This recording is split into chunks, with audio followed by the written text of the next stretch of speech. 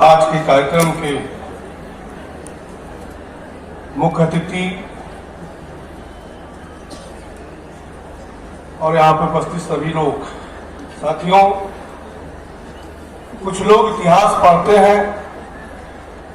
और कुछ लोग इतिहास लिखते हैं और कुछ इतिहास के हिस्सा होते हैं। कुछ बिरले लोग को जिंदगी मौका देती है और के इतिहास बनाते हैं, लेकिन बहुत ही कम ऐसे होते हैं जो अपने दम पर हर कदम पर नया युग रचते हैं, नवीन इतिहास की रचना करते हैं। ऐसी भ्रांति हमारी वित्त मंत्री, कॉर्पोरेट और अफेयर्स मंत्री श्रीमती निर्मला सीतारमण जी का इस मंच पे मैं महाराजगंज की धरती की तरफ से, यहाँ की सभी जनता की तरफ से हार्दिक अभिनंदन और वंदन करता हूं। जिला पंचायत अध्यक्ष रविकांत पटेल जी, विधायक सदर जयमंगल कनौजिया जी, विधायक पंजना ज्ञानेन्द्र सिंह जी, नतनवा के विधायक ऋषि त्रिपाठी जी, सिसवा के विधायक प्रेम सागर पटेल जी, हमारे डीएफएस के सचिव श्री विवेक जोशी जी, एसबीआई के चेयरमैन श्री दिनेश खारा जी, नाबार्ड के chairman Shri Saji KP ji, bank of Baroda के एमडी और सीईओ श्री देवदत्त याम जी, डीएफएस के संयुक्त सचिव श्री प्रशांत गोयल जी,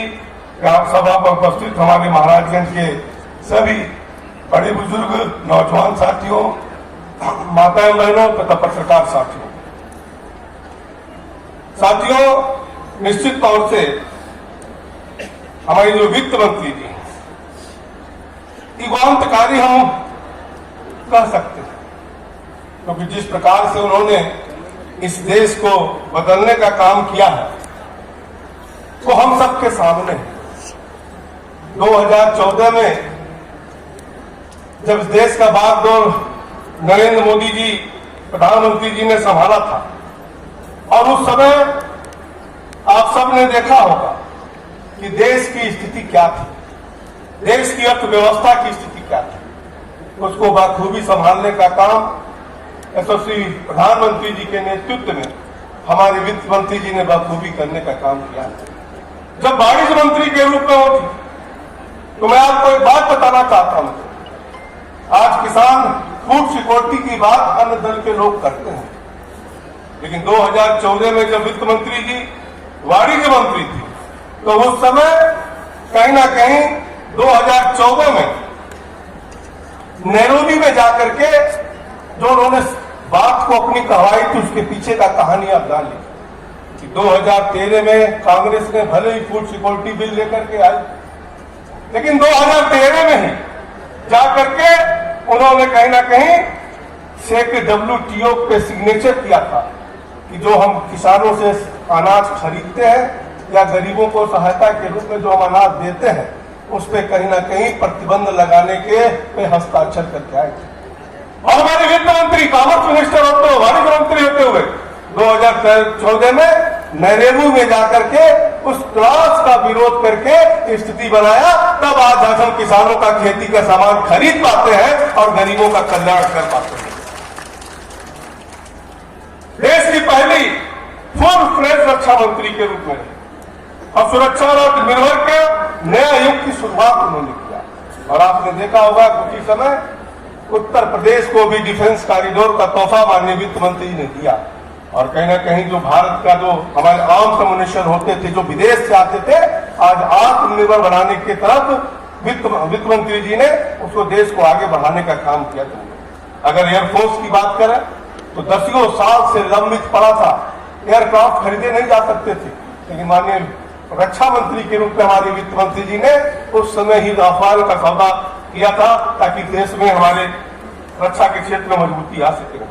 अगर आप देखें तो पहली बार वित्त मंत्री जी ने 6 बार लगातार वित्त मंत्री जी ने बजट सदन में पेश करने का काम किया। और जहां तक भारत का उस समय 2014 में जो फ्रजाइल 5 में अर्थव्यवस्था मानी जाती थी, आज प्रधानमंत्री जी की नेतृत्व में और वित्त मंत्री जी के देखरेख में आज भारत दुनिया की 5वीं सबसे बड़ी अर्थव्यवस्था बनकर के उभरी है। अगर देखें तो मंत्री जी के आने के बाद जो नई युग की शुरुआत हुई है उसमें डिजिटल ट्रांजैक्शन में भारत आज दुनिया में नंबर 1 पे पहुंचा है। उसमें बहुत बड़ा रोल हमारे वित्त मंत्री जी का रहा है। अगर बैंक बना करके जो बैंकों को सुदृढ़ीकरण करने का काम किया, जब देश की 14 में स्थिति थी कि बैंक हमारे सब खस्ता हाल थे, टेलीफोन से लोन दिया जाता था, फोन बैंकिंग किया जाता था। मंत्री जी ने जब उसको संभाला और ठीक किया, उस समय बैंक बना करके बैंकों को कहीं ना कहीं बल देने का काम किया और बैंकों द्वारा बैंक को मजबूत करने का काम किया गया। और 2014 से अगर आप देखें तो अर्थव्यवस्था को पटरी पे लाने का काम हमारे वित्त मंत्री जी ने किया। उस समय जो एनपीए का था बैंकों का 18% से ज्यादा था। अगर आसान शब्दों में हम कहें कि बैंक अगर 1000 लोन देता था तो 18,000 उसका वापस आने वाला नहीं था। उसको घटा करके आज वित्त मंत्री ने बैंकों से मिल करके बैंक बना करके आज उस एनपीओ को लगभग 4% तक लाने का काम किया है। आज जो युवा पीस प्रोग्राम चल रहा है, ये कहीं ना कहीं बैंक हमारे मजबूत है, बैंक हमारे आपको लोन देने के लिए तत्पर है, क्योंकि प्रधानमंत्री ने गरीबों को सबको सहयोग करने के लिए उनके आपकी गारंटी, आपके बैंक की लोन की गारंटी प्रधानमंत्री ने लिया है और बैंक हमारे सारे मजबूत हैं।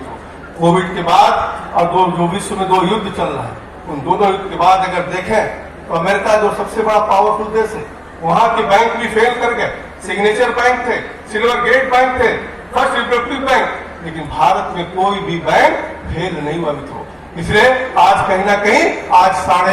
1150 करोड़ का लोन वितरित करने का काम हमारे बैंक के माध्यम से हो रहा है। चाहे वो किसान क्रेडिट का लोन हो, चाहे कृषि लोन हो, चाहे पीएम मुद्रा का लोन हो, चाहे पीएम स्वनिधि हो, चाहे कृषि इंफ्रास्ट्रक्चर फंड हो, चाहे मत्स्य और पशुपालन पे हो, चाहे पीएम रोजगार और सृजन योजना पे हो, चाहे पीएम जीवन ज्योति हो, अटल पेंशन हो, पीएम विश्वकर्मा योजना हो, स्टैंड अप योजना हो, इन सभी क्षेत्रों में हर क्षेत्र में हमारे लोग कैसे आगे बढ़े